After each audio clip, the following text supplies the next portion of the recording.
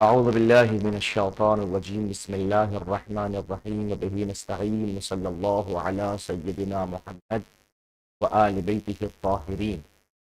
اللهم صل على محمد وآل محمد. قال رسول الله صلى الله عليه وآله وسلم إن العلم حياة القلوب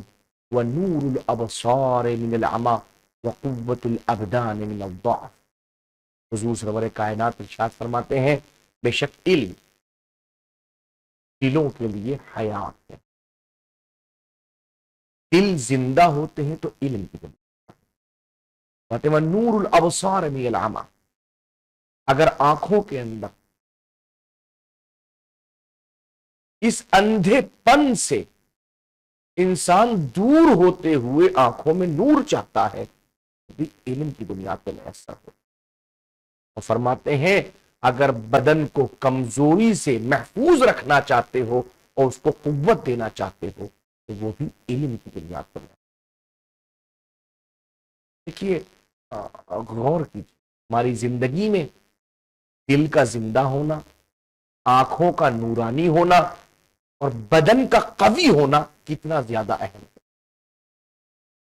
اگر آپ کی نظروں میں یہ تینوں کی اہمیت واضح ہوگی تو خود بخود سمجھ جائیں گے کہ وہ اکیلی شے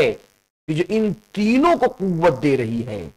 جو دلوں کو حیات عطا کرتی ہے، جو آنکھوں کو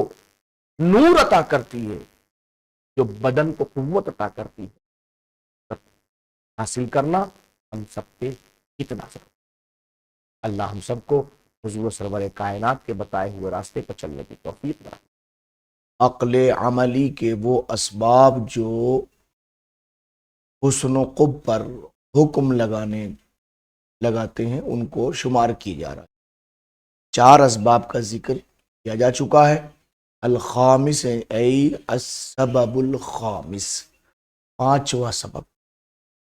ومن الاسباب العاد عند الناس، ان اسباب میں سے ایک سبب جو ہے وہ لوگوں کی عادت بھی ہو. لوگوں کی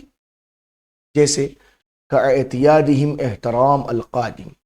جو لوگوں کی عادت ہوتی ہے کہ جب کوئی آنے والا ہوتا تو اس کا احترام کرتے. مثلا بالقیام لہو، کیسے کہ اس کو کھڑے ہو کے احترام. کوئی آیا فون کھڑے ہو گئے، اپنی جگہ کھڑے ہوئے آگے بڑھ گئے، یہ لوگوں کی عادت ہوتی ہے. وہ احترام الضیف بالطعام، ایک مہمان کا احترام کرتے ہیں تو اس کی خدمت میں کھانا پیش کیا جاتا ہے. فَيَحْكُمُونَ لِأَجْلِ ذَلِكَ بِحُسْنِ الْقِيَامِ، خیریت تیمل صاحب آ رہا ہوں، پڑھا لوں ابھی آ رہا ہوں. فَيَحْكُمُونَ لِأَجْلِ ذَلِكَ بِحُسْنِ الْقِيَامِ لِلْقَادِمِ وَإِطْعَامُ الضَّيْفِ، لہذا حکم لگاتے ہیں اس بنیاد پر کہ جو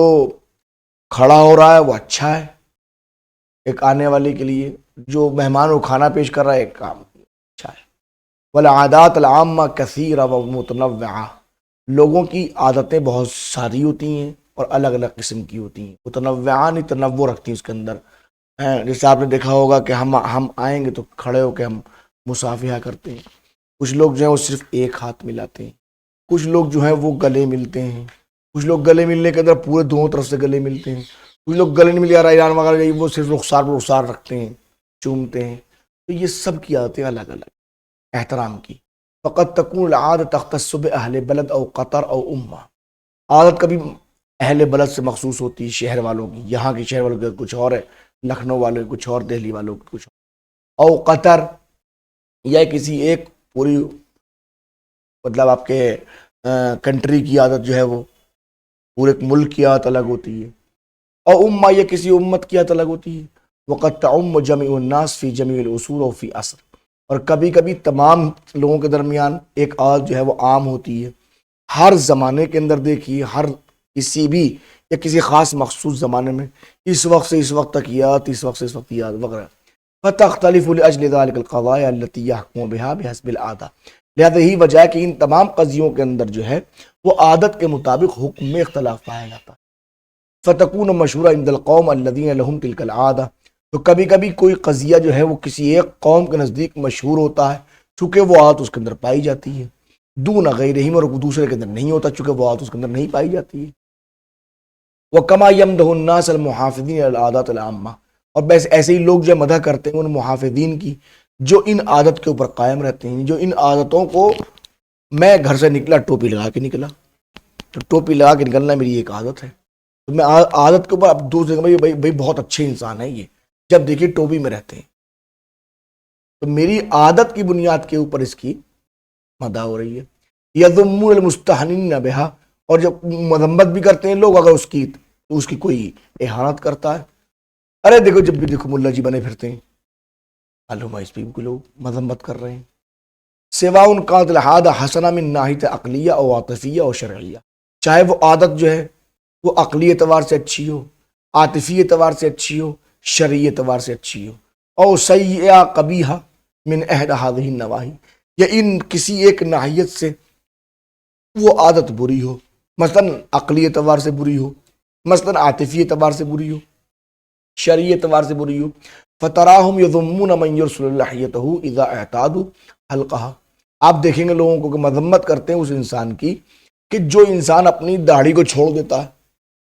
کسی انسان نے اپنی داڑھی رکھ لی، اس نے تو مذمت کر رہا ہے، کتنا برا لگ رہا ہے، کب؟ اذا اعتادوا حلقہا، جب وہ ان کی عادت یہ ہو گئی کہ وہ اس کو حلق کرتے ہیں، جب منڈاتے ہیں، اب ان کی عادت منڈانے کی ہے، لے کہ ارے کتنا برا لگ رہا ہے، دیکھیے داڑھی رکھ رکھی اس نے۔ وَيَذَمُّ الْحَلِيقِ إِذَا اعْتَادُوا إِرْسَالَهَا، اور اگر کوئی داڑھی منڈوا کے آتا تو اس کی مذمت کرتے ہیں جب عادت جو ہے آپ کی داڑھی رکھنے کی ہو جاتی ہے۔ وَتَرَاهُمْ يَذُمُّونَ مَنْ يَلْبِسْ غَيْرِ الْمَأْلُوفِ عِنْدَهُمْ، آپ یہ بھی دیکھتے ہیں کہ باقاعدہ کچھ لوگ مذمت کرتے ہیں ان لوگوں کی کہ جو غیر معلوف لباس پہن لیتے ہیں۔ فرض کیجئے آپ داشہ پہن کے باہر نکل کے چلے جائیے، اور جو دیکھ رہا بھائی یہ کیا پہن کے آیا، وہ میکسی پہن لی، وہ یہ پہن لیا، وہ پہن لیا، مختلف قسم کی، چونکہ وہ جو لباس داشے کا ہے یا جبے کا ہے وہ یہاں رائج ہی نہیں ہے، غیر معلوف ہے، لے مجرد انہم لم یعتادوا لبسہ، اس لیے مذمت کر رہے ہیں کہ ان کو پہننے کی عادت نہیں ہے، بل ربما یسخرون بہ، بلکہ ممکن ہے کہ اس کے پہننے کی وجہ سے ان کی مسخرہ پن شروع ہو جائے، مذاق شروع کر دیں، او یعدونہ مارقا، یا اس کو اور بطری عجیب انداز سے اس کو دیکھیں، برا سمجھیں، اور یہ کیفیت دکھائی دے گی آپ کو۔ وَهَذَا الْحُسْنُ وَالْقُبْحُ أَيْضًا لَيْسَا عَقْلِيًّا، یہ حسن و قب بھی عقلی نہیں ہے، بل ينبغي يسمى عادیین، بلکہ یہ کہیے کہ دونوں عادی ہیں، عادت سے تعلق رکھتے ہیں، لأن منشأهما العادة، کیونکہ ان دونوں کی منشا جو ہے وہ عادت ہے، وتسمى القضايا فيهما في عرف المناطق العادیات، یہی وجہ ہے کہ مناطقہ کی منطقیین کی نظروں میں ان قضیوں کو عادیات کہا جاتا ہے، ولذا لا يدخل أيضا هذا الحسن والقبح في محل النزاع، یہی وجہ کہ اب اگر کوئی ان قضیوں پر کسی کی مدح کر دے تو وہ بھی حسن تصور نہیں کیا جاتا، کوئی مذمت کر دے اس کو کبھی تصور، یہ محل نظام میں داخل ہی نہیں ہے۔ ولا نقول نحن ايضا بلزوم مطابقت الشارع للناس في احکامهم هذه، اور ہم یہ بھی نہیں کہتے کہ شارع مقدس کے لیے لازم ہے کہ وہ لوگوں کی اپنے احکام میں ان چیزوں کی مطابقت کرے،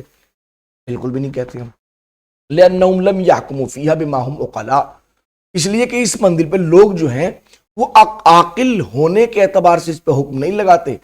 بل بما هم معتادون، حکم اس لگاتے ہیں کہ وہ عادت میں شامل ہوتی ہیں، ای بدافع العادہ، چونکہ وہ عادت کی بنیاد پہ سامنے آتی، ٹھیک ہے نا، بات واضح ہوئی۔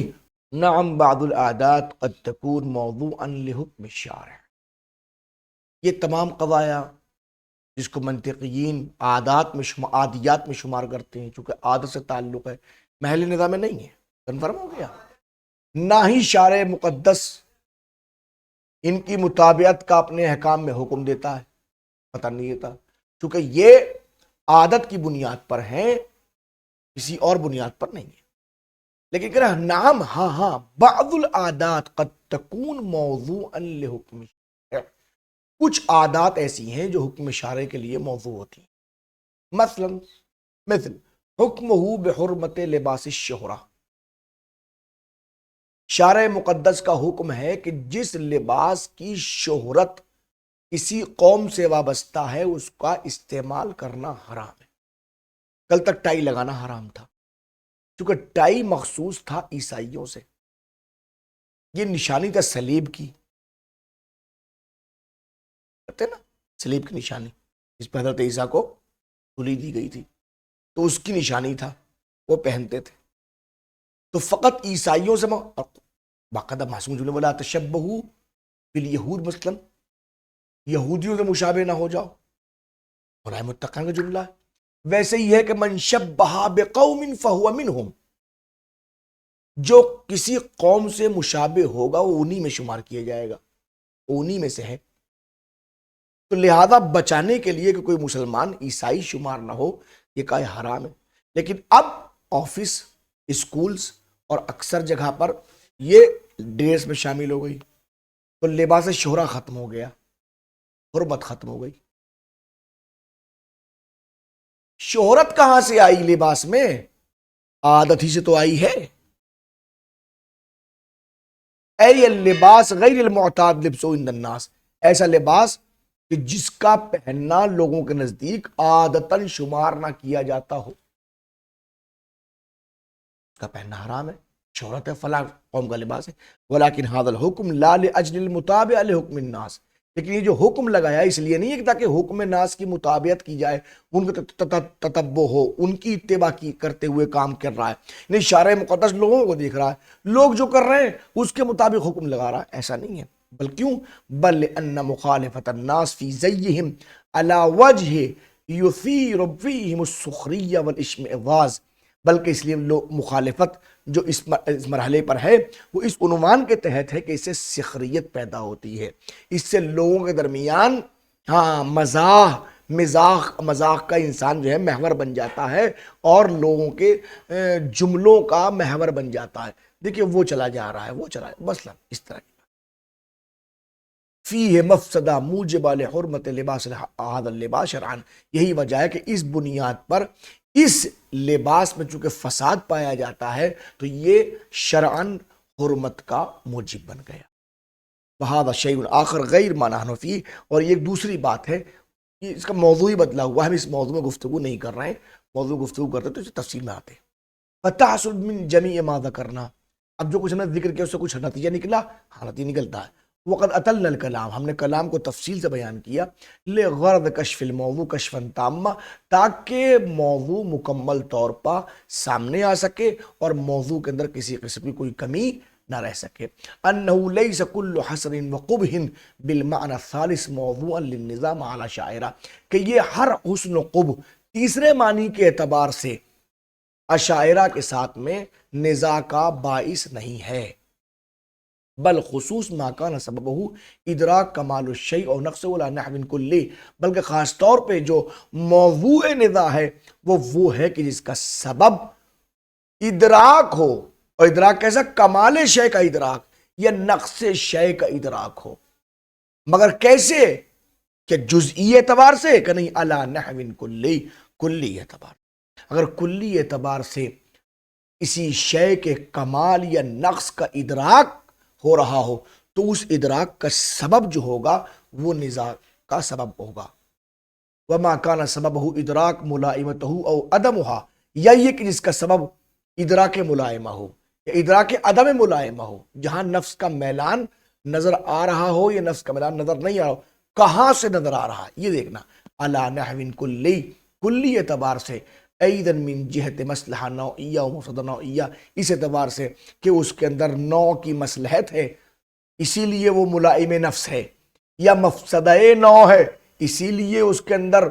عدم ملائمت پائی جاتی ہے۔ فإن الأحکام العقلیہ ناشئة من هذه الاسباب ہی احکام للعقلاء بما هم عقلاء، تو اب جو ان کے احکام، عقلی احکام جو پیدا ہوتے ہیں وہ ان اسباب کے اعتبار سے وہ ہوتے ہیں جس کے اوپر عاقل بما ہوا عاقل حکم لگا رہا ہے، عقل کی بنیاد پر حکم لگایا جا رہا ہے۔ وَهِيَ الَّتِي نَدْعِي فِيهَا أَنَّ الشَّارِعَ لَا بُدَّ أَن يُتَابِعَهُمْ فِي حُكْمِهِمْ، اور اسی کے لیے ہم یہ بات دعویٰ کر رہے ہیں، اسی کے لیے ہمارا یہ دعویٰ ہے کہ شارع مقدس کے لیے ضروری ہے کہ اپنے حکم میں عقلاء کا اتباع کرے۔ وبہذا تعرف ما وقع من الخلط فی کلام جملہ من الباحثین عن هذا الموضوع، اور یہیں پہ آپ سمجھ جائیں گے کہ اس موضوع سے متعلق بحث کرنے والے لوگوں نے کلام میں خلط کہاں واقع ہوا ہے، کلام میں غلطی کہاں کی ہے، کلام میں خطا کہاں کی ہے، کہاں خطا پائی جاتی ہے۔ ظاہر ہے اگر وہ ان چیزوں کو محسوس کر لیں گے تو کبھی خطا میں نہیں پڑ پائیں گے۔ تو کل ملا کے نتیجہ یہ ہوا کہ اشاعرہ کے ساتھ جو موضوع نزاع کا ہے وہ در حقیقت وہ سبب ادراک ہے، جو کمال شے یا نقص شے، نحو کلی ہو یا یہ کہ ادراک ملائمت النفس یا ادراک عدم ملائمت النفس علی جہت کلی ہو، تو وہاں پر شارع مقدس عقلاء کے احکام کی مطابقت کا حکم لگاتا ہے، اور پھر کہنے والے کہتے ہیں کہ شریعت وہی حکم لگاتی ہے جو عقل حکم۔ وصلی اللہ علی محمد وآلہ الطاہرین۔